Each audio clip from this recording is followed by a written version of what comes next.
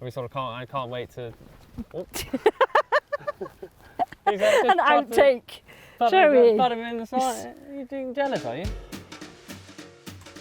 I'm Tom Straker. I'm a chef and I'm obsessed with all things food. I'm hitting the road loaded with cooking equipment on a hunt to meet fantastic suppliers and showcase how good local seasonal food can be throughout the year. This series, I'm heading down to the Gower Peninsula on the south coast of Wales in the hope to meet some amazing people and see some fantastic produce. And I'm fucking buzzing.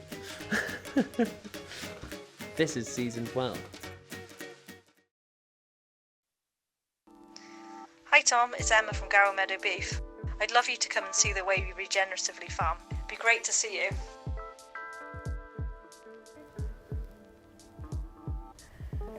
Hey Emma. Hello. How's it going? Very good. Oh, thank you. Coming out of the mud for me.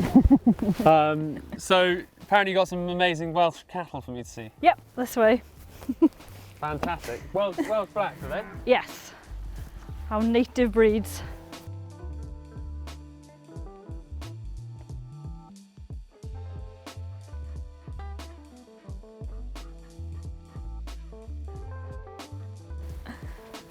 Okay, so these are the Welsh blacks. I mean, they are black. Yep. And they're how do I Welsh. tell they're Welsh? So the Welsh blacks have got a lovely thick coat, lovely stocky animals, are very, very hardy, and they can stay out on the Welsh hills and thrive. Can you tell me a bit about what you actually do here? I farm here with my family. We raise 100% pasture-fed beef, and we sell. We trade as Gower Meadow Beef, and we keep our cattle here entirely on pasture and conserve forage, and also do a lot of conservation grazing, which is where we send cattle out to nature reserves to maintain them in the most suitable way for biodiversity. Is that like 9 months on the fields and 3 months in the shed? Just for a few months a year, and that's when we use the hay that we've harvested in the summer, so species-rich hay, and we feed that. They're completely pasture fed, aren't they? Yes, these are all 100% pasture fed. They absolutely thrive off pasture alone. It's what they're born to do, and it also makes them really healthy. I see your patch sort of grazing here. You've got them fenced into a part of the field, and that's sort of you're moving that sort of incrementally. So we graze them in paddocks, so we leave them in paddocks for a short period of time and move them on before they've grazed the sward down too low. It means that there's actually still some leaves in order for the grass and the herbs to recover quite quicker. Quickly. And also they're sequestering carbon very rapidly as well. Okay, because there's a lot of talk about the cows are sort of adding a lot of greenhouse gases to the environment. This is methane, I think, in particular. Yeah. So cattle they're descended from aurochsen, which are a native herbivore to the UK. So cattle and their ancestors have got a niche within the ecosystem, and they're part of the biogenic carbon cycle. So whilst they will give out methane, that's got very short life, about 10 to 12 years, and then it's broken back down again. And also the cattle will through their feces and their urine and their saliva, they're actually returning carbon to the soil. Okay. Then they're obviously they're grazing the grass and it goes into the body, and then it's all cyclical. Whereas when you're burning fossil fuels, you're just contributing. There's net gain of carbon dioxide to the atmosphere, and that lasts for 100 years. Okay. Or else they graze it and they return it. Are you carbon neutral? That seems to be the buzzword these days. Let's hope so. I'm not sure we can quantify it, but they certainly contribute. But you're doing the best. This is sort of best practice for keeping animals. Should we go and see the cows? Should we go and see them? Shall we? Closer? Yes. Yeah. Shall How we? do we get on there? Here we go. Army roll. See, I didn't touch the fence. Good work. Let's go see Joey. Where is he? Yeah, some of them are really friendly, some of them aren't really that bothered. He's super friendly. Which one? This one here. He's really friendly. But you can see they've got really thick coats, they're really stocky. Yeah. They're perfect. So he's going to lick my hand. They're perfect for the Welsh weather, they're very weatherproof. So Emma, it's been absolutely amazing. Thank you so much for telling us all about your farm here and what you do. You are doing best practice, and we sort of really appreciate that. Like, you look after them so well, and I'm sure they are going to be absolutely delicious. We're looking forward to cooking them. But it seems morbid, but I mean, you've got to look at happy animal, Happy food, it's what people need to know. People take meat for granted, don't they, these days? They want cheaper prices, and we pay top dollar for top cattle.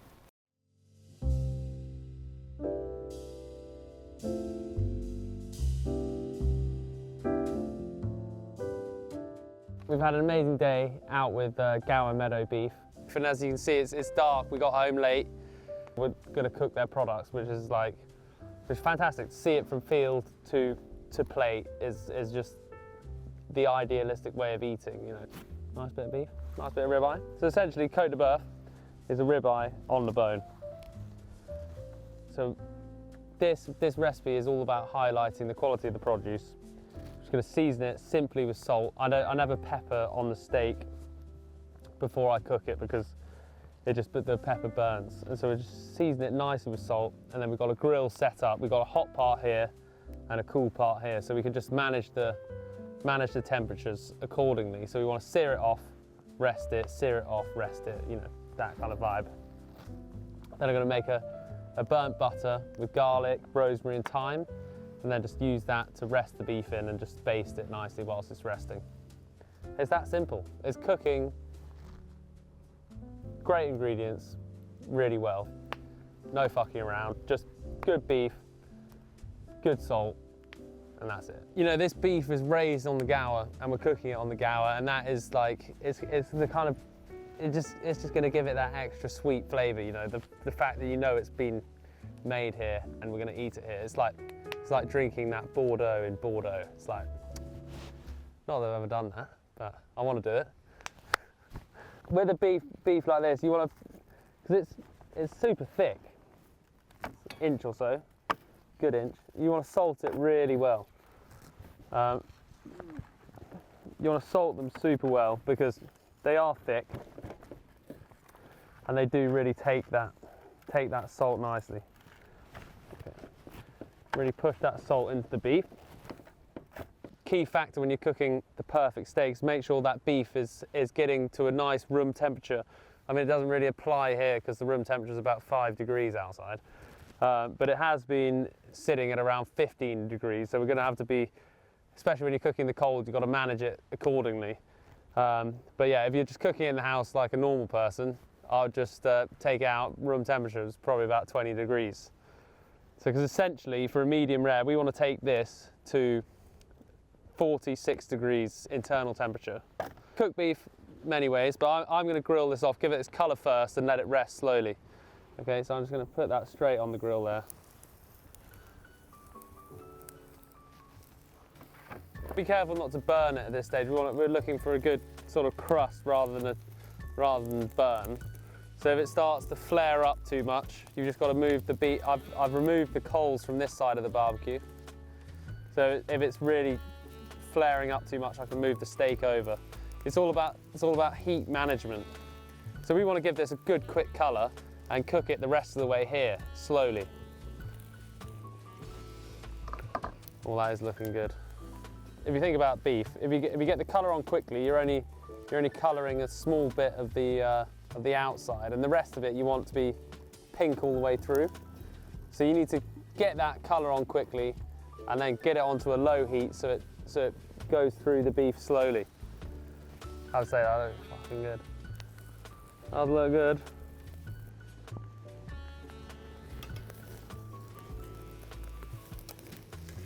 Can't really see what's going on there. It is looking good. I really couldn't see what was like. Oh.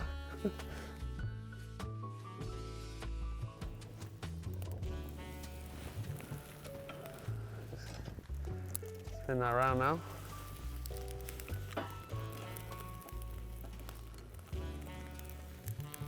It's really flaring up on this side. We can just move it over, and we got a colder part of the grill over here with no coals underneath it, so it's not gonna set on fire. It's still hot. It's still super hot here, and this is just gonna temper the beef nicely all the way through till we get a good medium rare.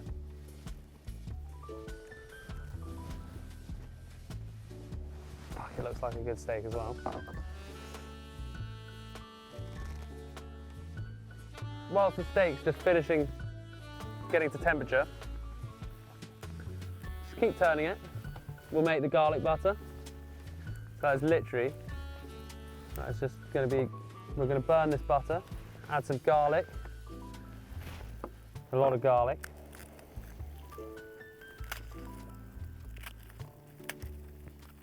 Oh, it's blustery, it's fucking blustery. Look at that, add a whole bowl.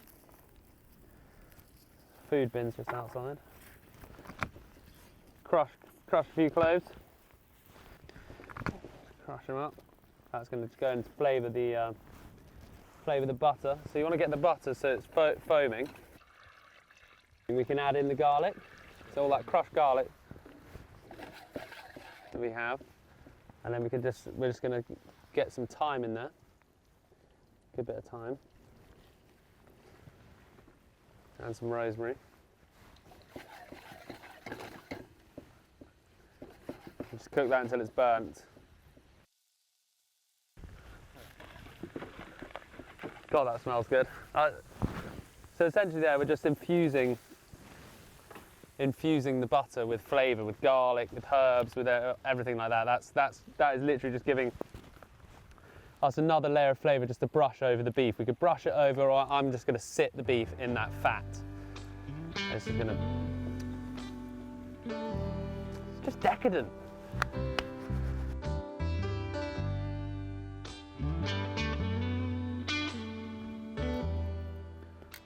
So you're just going to let that rest, put it back on the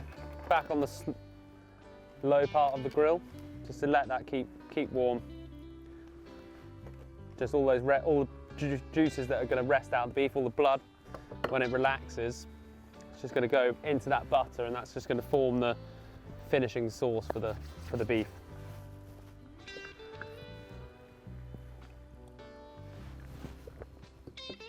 Thirsty work that, Gower Gold.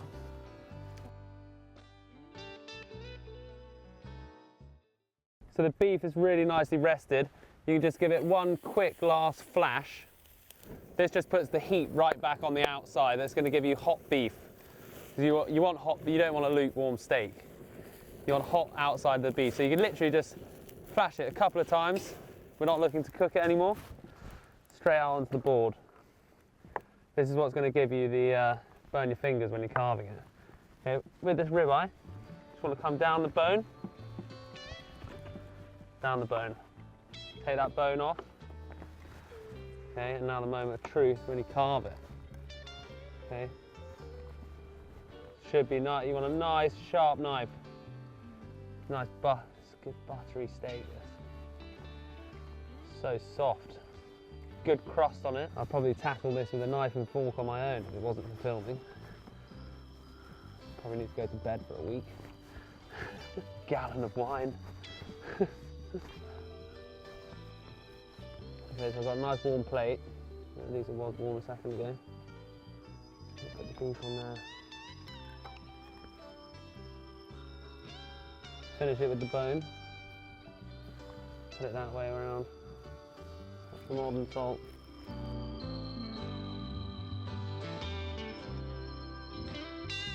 And what you can do, just finish it off. Pour some of that burnt butter over the top. And that's the perfect steak, grown on the Gower, cooked on the Gower, cooked over charcoal. It's absolutely, should we try it? Should we try it? I'm gonna go for this nice middle piece here. Look at the colour on there is fantastic.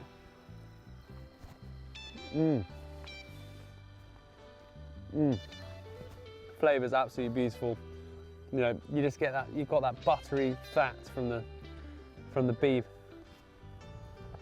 It's well salted, getting that garlic and thyme running through it. And it tastes good, It's cold, you know, it's cold out here. I'm eating this lovely, it's making me feel warm inside. We're letting the beef speak for itself. It's all about the produce. You could buy any old beef, but this one's been seriously well reared. You know, we can tell its provenance, and you should look for that when you're buying beef, you know. It's amazing in flavour, and we're just letting it speak for itself. Salt, grill, you can add what you want to it on the side, but you know, that for me is a real plate of perfection.